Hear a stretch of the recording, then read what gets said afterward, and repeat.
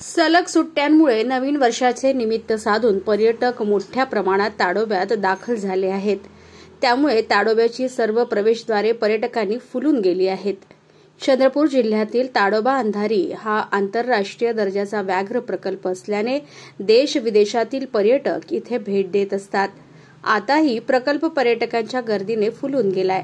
पट्टेदार वाघांसाठी प्रसिद्ध असा हा प्रकल्प नेहमीच पर्यटकांना खुणावत असतो।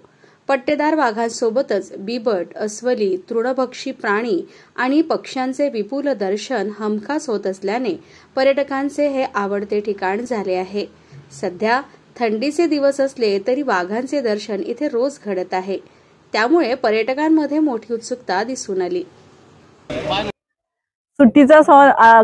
सुट्ट्या असल्यामुळे सर्वजण न्यू इयर असल्यामुळे फिरायला आलेलो आहोत आणि इथे येऊन वातावरण खूप छान आहे। सर्वांना वाघ पाहायची खूप इच्छा उत्सुकता असल्यामुळे आम्ही पूर्ण फॅमिली इथे फिरायला आलेलो आहोत।